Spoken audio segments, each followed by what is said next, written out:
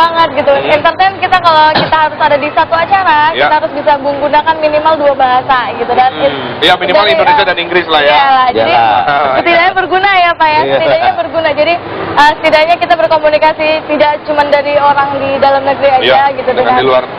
Niat kita untuk menghibur, kita orang entertain gitu, niatnya menghibur. Oke, saya ke Agus lagi. Gus, bisa hidup Gus dari penghasilan sebagai teknisi ini? Tentu bisa. Bisa ya? Tentu bisa. Kalau boleh saya tahu, Agus sudah berkeluarga atau belum? Belum.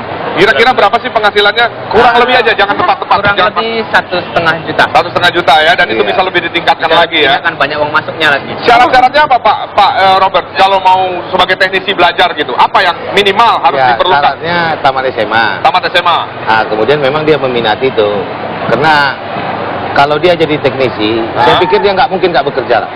Kenapa? Jadi selalu pasti ada lapangan pekerjaan kalau dia punya keterampilan gitu ya? Saya punya komputer, tapi memperbaiki nggak bisa saya. Nggak bisa ya, kita tahu pakai aja kan ya? Rusak ya Pak ya? Padahal komputer berkembang terus ya Pak ya? Dan satu rumah tadi kita bisa lihat paling sedikit sekarang ada satu, minimal satu komputer. Karena anak SMP pun udah pakai komputer sekarang. Betul. Anak SD kali Pak udah juga. Dan komputer juga memang sudah menjadi komputer primer. Dan kenapa kita harus kursus? Jauh lebih gampang kita cari kerja kursus daripada kita tamatan yang lain. Kenapa? Karena kalau kursus dia belajar satu arah, misalnya belajar komputer, Microsoft Word, ya itu aja, jadi udah pasti bisa ngetik.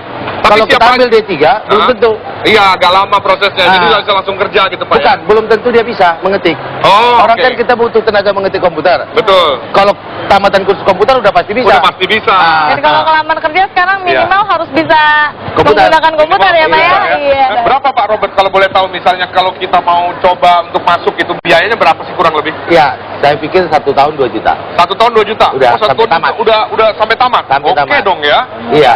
Itu bisa nyicil Pak? Iya, karena dia belajarnya fokus. Bisa dicicil Pak ya? Iya. Oke, jadi 1 tahun cuma 2 juta dan itu dijamin pasti bisa sampai selesai Pak, dapat sertifikat ya? Sampai sertifikat dan saya jamin juga kerja kok. Dijamin kerja. Oke, tahan dulu Pak ya, karena kita akan banyak lagi banyak informasi yang saya akan berikan, saya akan tanya dari narasumber kita, tapi yang jelas pemirsa, Anda akan dapat lebih banyak lagi pemahaman mengenai kursus teknisi komputer dari ketiga narasumber kita kali ini. Nah, intinya adalah apapun itu kursus akan membuat hidup Anda berubah karena banyak orang yang sudah terbantu melalui kursus atau keterampilan di luar sekolah ini. Baik pemirsa, jangan kemana-mana, kami akan segera kembali tetap dalam program Mendingan Kursus saja.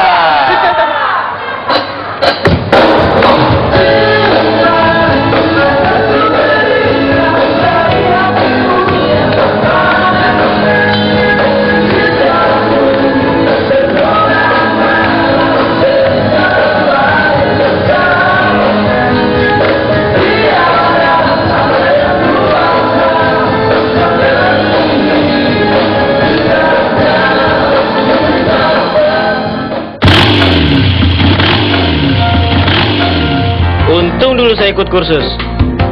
Saya jadi sekretaris pun juga karena kursus. Saya bisa berwirausaha karena kursus. Kursus so penting buat cari nafkah. Makanya kursus.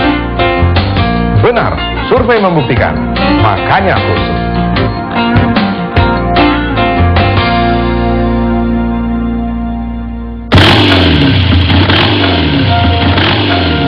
Untung dulu saya ikut kursus. Saya jadi sekretaris pun juga karena kursus. Saya bisa berwirausaha karena kursus.